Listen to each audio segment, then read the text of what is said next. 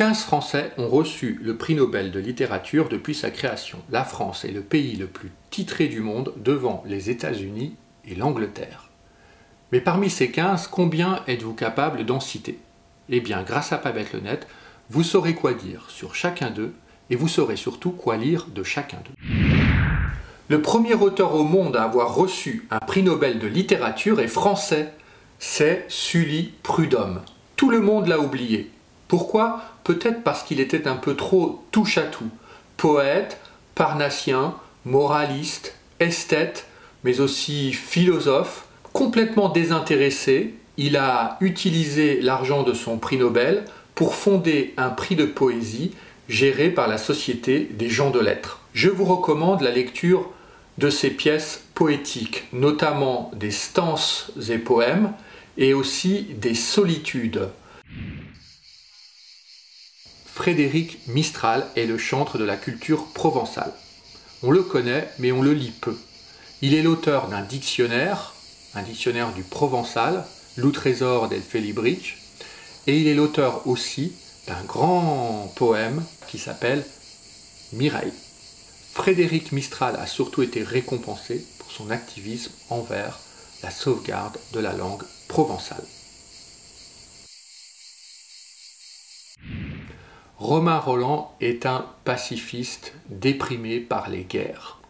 Quand la Première Guerre mondiale débute, il se réfugie en Suisse, il n'est pas mobilisable car il a plus de 48 ans, et il entretient une correspondance avec des grands intellectuels, notamment germanistes, comme Sigmund Freud, Hermann Hesse, mais aussi André Suarez ou Richard Strauss. Son grand ami est Stefan Zweig, avec qui il entretiendra une relation épistolaire fournie de plus de 500 lettres. À lire, Au-dessus de la mêlée, souvent comparé au J'accuse d'Émile Zola, et sa grande œuvre en plusieurs tomes, Jean-Christophe. Anatole France est considéré comme l'un des grands auteurs de la Troisième République. C'est aussi un grand critique littéraire, une conscience politique, mais il influence surtout la pensée sociale de la première moitié du XXe siècle.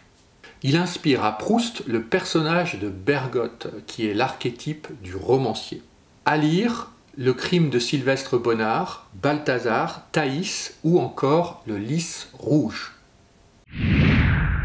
Bergson a écrit 4 œuvres majeures de philosophie et un essai reconnu mondialement qui s'appelle Le rire.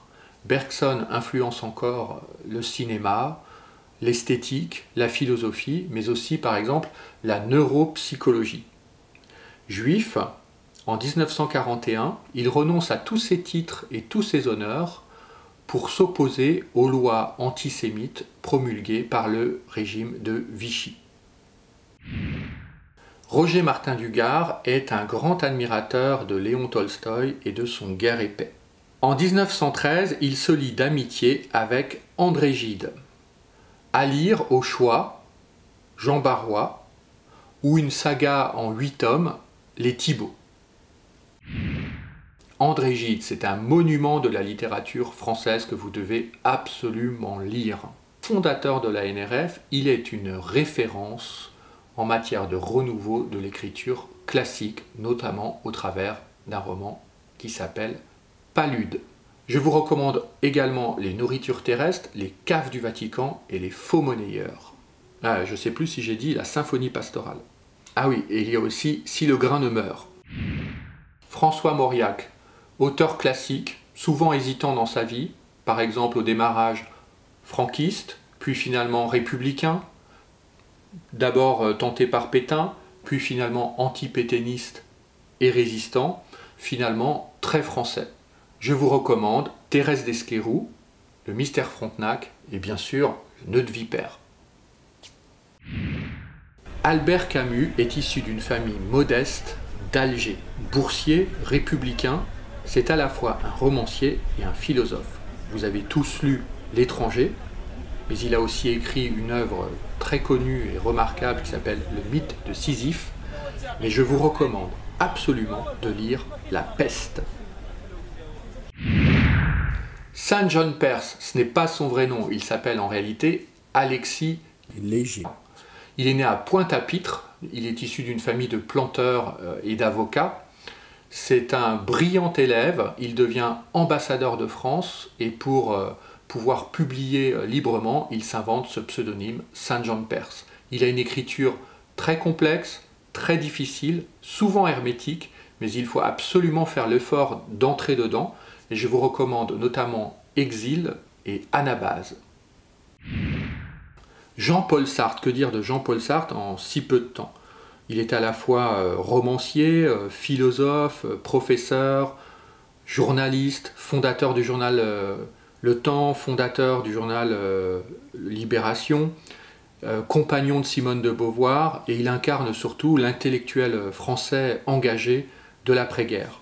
En philosophie, vous pouvez lire ou essayer de lire L'être et le néant. Par contre, je vous incite vivement à lire un roman qui s'appelle La nausée, une pièce de théâtre qui s'appelle Huis clos, un essai absolument intéressant et très actuel qui s'appelle Réflexion sur la question juive. Et je vous recommande absolument, parce qu'il n'est pas très épais et qu'il se lit vraiment très très vite, et c'est vraiment l'œuvre pour moi magistrale de Sartre qui s'appelle Les mots. La plus haute distinction, le prix Nobel de littérature, a été décerné à un écrivain français, Claude Simon. Claude Simon ne reçoit son prix Nobel qu'en 1985, mais il marque la littérature française dans les années 60 avec un ouvrage qui est devenu une référence qui s'appelle La route des Flandres. Il publie juste derrière Histoire et un peu plus tard, il publiera dans les années 80 Les Géorgiques.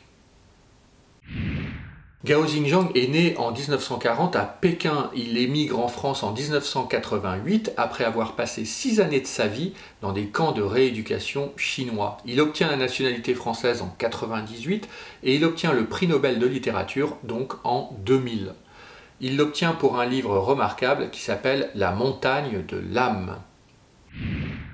J.M.G. Leclésio, Jean-Marie Gustave Leclésio, est franco-mauricien. Il est classé parmi les auteurs de la mouvance du nouveau roman, mais il obtient un accueil auprès du grand public extrêmement fort. Il est traduit aujourd'hui en 36 langues.